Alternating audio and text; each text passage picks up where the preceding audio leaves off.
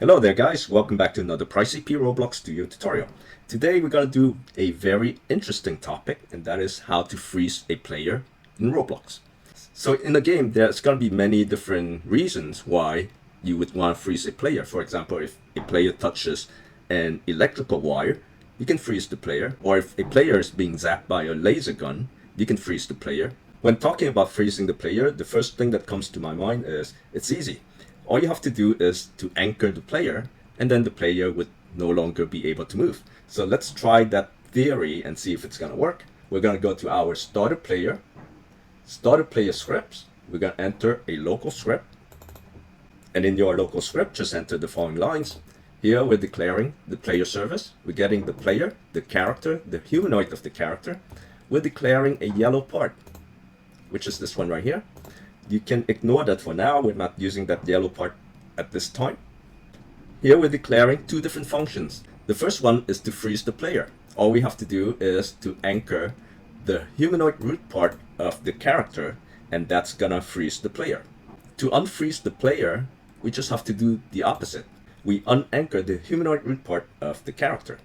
And down here we're just calling those functions. We're just gonna do a bunch of wait. So we're gonna wait for 10 seconds. We're gonna freeze the player, then we're going to wait for 7 seconds, we're going to unfreeze the player, and we're going to repeat the process. So we're going to freeze the player again and unfreeze the player, and that should do it. Let's now play test and take a look. So you can see I start out, I can move around, give it 10 seconds, and I should not be able to move. Look, I'm frozen, I cannot move anymore. But look at what happened. I'm still moving. Even though I'm stuck in place, I can still move. And now I'm unfreeze, so I can move again and give it 7 seconds. Now I'm frozen again, but this time I'm stuck in place. So basically, when you anchor the humanoid root part, it's gonna freeze the character if the character is in place. But if the character is moving, then you're still gonna see the motion. He's still gonna be moving.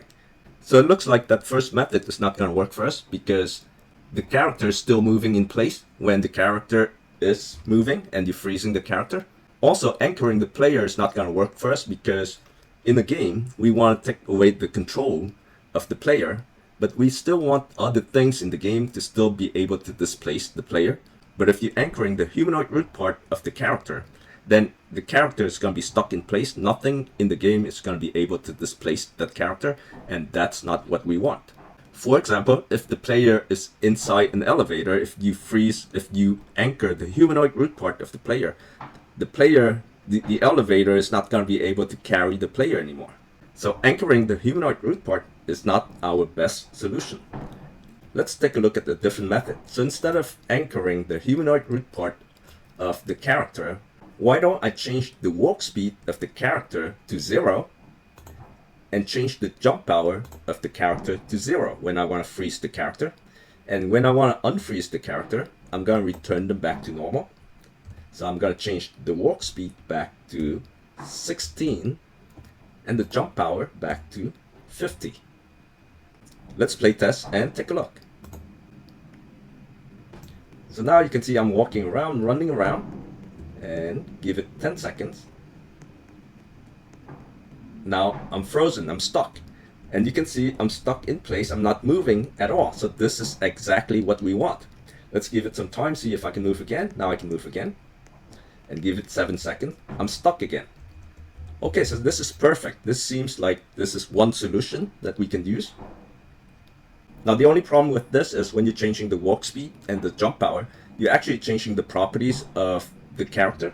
And what if in the game you have something else that is relying on the walk speed and the jump power of the character? For example, let's say if you're in a cutscene and you want to take away the control from the player so the player doesn't move around, but you still want the game to be able to move the player to a position. In this case, we're moving the player to the yellow part that we're declaring up here, right? And down here we're going to do the same thing.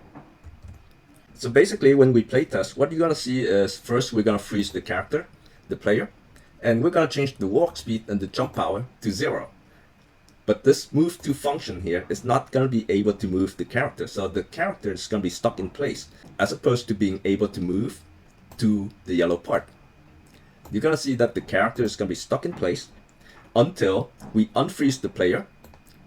We give the player the walk speed and the jump power back, and that's when the character is gonna be able to move to the yellow part by the system. Let's play test and take a look. So there is my yellow part. I'm gonna move away from it.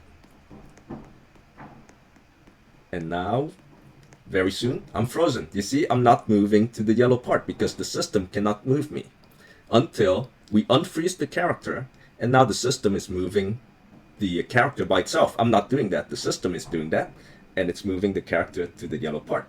All right, so this second method is gonna work unless you have something in your game that is using the walk speed or the jump power of the character. Then it may interfere with that process of moving the character or making the character jump.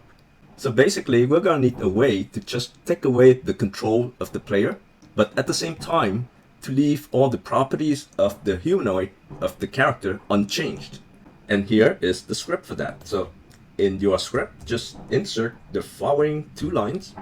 Here we're declaring the player module, and it's referring to the module script, which I'm going to show you later. And on this line here, we're declaring the controls of that player module. To freeze the player, all we have to do is to disable the control from the player. So here we're going to say controls,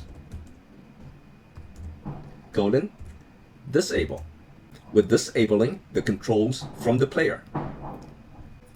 And to unfreeze the player, all we have to do is to give the control back to the player.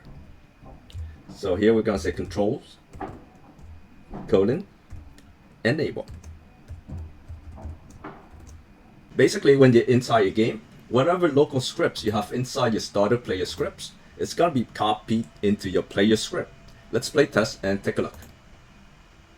So now I'm inside a game, and if I go to my player service, expand that, go to my player, expand my player. Here is my player scripts. If I expand that, I'm gonna see all the local scripts that I had earlier. This is my local script right here. What we did was we went to the parent of our script, which is the player script, and then we go down to the player module. The player module is a module script. If you look inside your player module, you're gonna see there's a function called get controls. So when we want to take away the controls from the player, we're gonna disable the get controls function. And when we want to return the controls back to the player, we enable this function to give back the controls to the player. Let's play test and take a look. There's our yellow part again. I'm gonna run. And pretty soon, look at that, I'm frozen. I cannot move the player, but the player is going to the yellow part. You see, while the player is going to the yellow part, I have no control of my player. I cannot move the player, but still the player is moving to the yellow part. So guys, this here is exactly what we're looking for. We're taking away the controls from the player, but we did not change the properties of the character, so the system can still move the character if it needs to. Before we end today's tutorial, why don't I give you one more example to look at. So here, we're done with this local script number 1 here. I can delete it. We're going to use this one. And let's take a look at the local script number 2 here. So this is the entire script. You can pause this video right here to look at the script. And when you're ready, play the video and let's play test and take a look. So there is the all-important yellow part. I'm gonna run away from the yellow part as far as I can. And I have lost control of my character, but the system is moving my character to the yellow part. Let's see, I have regained control of the character. I'm running away. Hopefully I'm not too far. And there it goes. I have lost control of the character again, and the system is moving me to the yellow part. I have regained control of my character again. Guys, those are the different ways you can use to freeze a player, to take away the control from a player. Let me know in the comment which of these methods you like best. Thank you all for watching. Hope you have enjoyed this video. Don't forget to like and subscribe, and we will see you in the next video. Take care everyone. Peace.